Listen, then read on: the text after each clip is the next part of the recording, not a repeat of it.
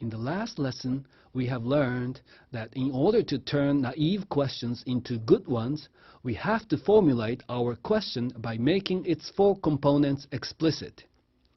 The four components are P, E, C, O, PECO. In this lesson, we will learn that the clinical questions are closely linked to the search of the literature.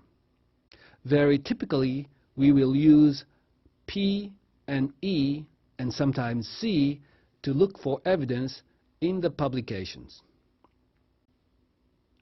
Sources of information can be divided into secondary sources and primary ones.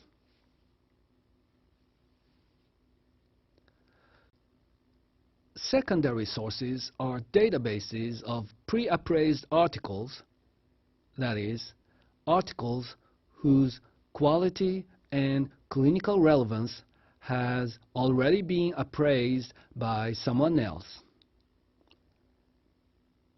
The two most useful secondary sources are the Cochrane Library and evidence updates. Primary source is a mixed bag of articles of various quality and relevance, such as PubMed. PubMed is a free database maintained by the United States National Library of Medicine and provides titles and abstracts from about 6,000 journals.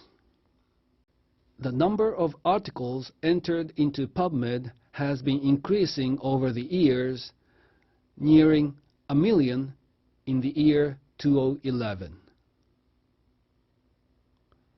Of these, 4 to 5% represent articles from mental health fields. There is no way you can read them all.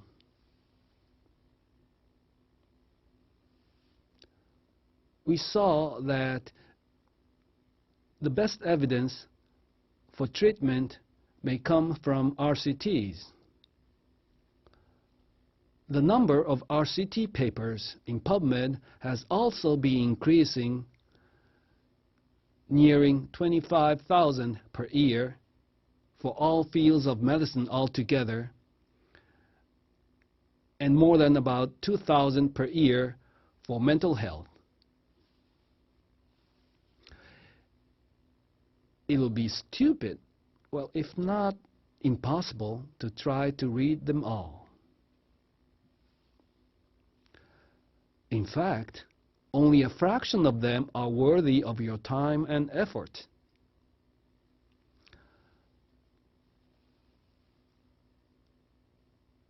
EBM is therefore more about how not to read articles rather than about how to read articles.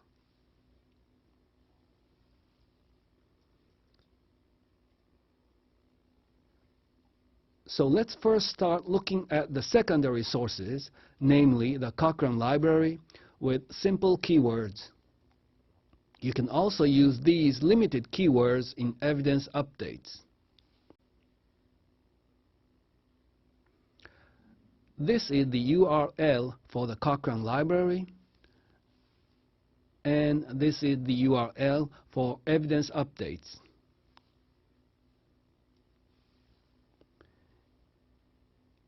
You may wish to stop the video here and try the search yourself.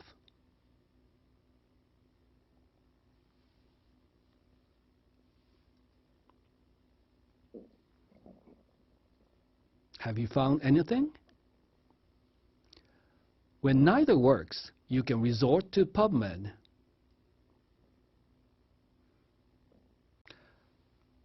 There are many things you can learn about PubMed, but let me give you two important tips that I find most useful.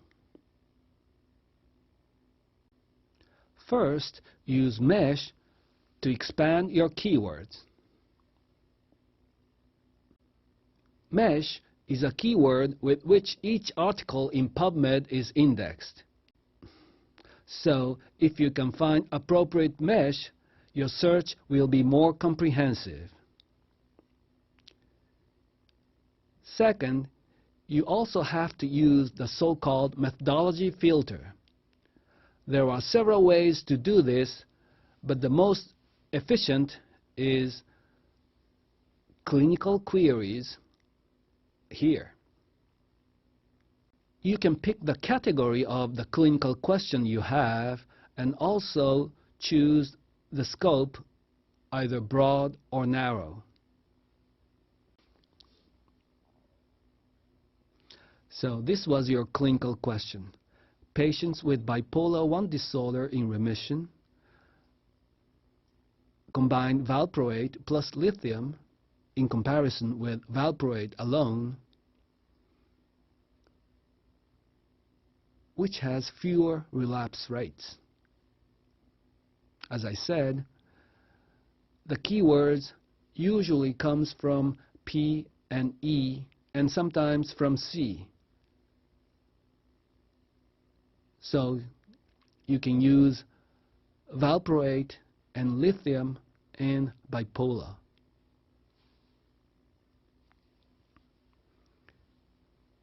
We found Geddes et al.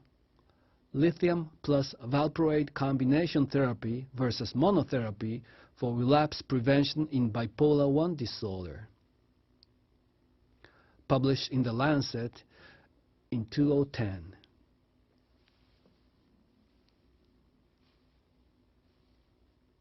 The summary PICO of the study are patients with bipolar I disorder in remission, combined lithium plus valproate for 24 months in comparison with lithium monotherapy or valproate monotherapy for 24 months,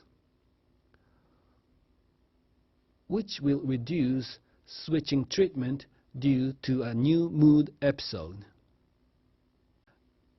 Before we conclude this lesson, I would like to prepare you for step 3.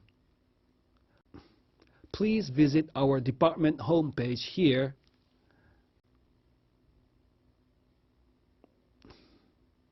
and click the toolbox here, which will take you to this page, and from this page, clicking here, you can have critical appraisal worksheets. You can download this Word file and use this worksheet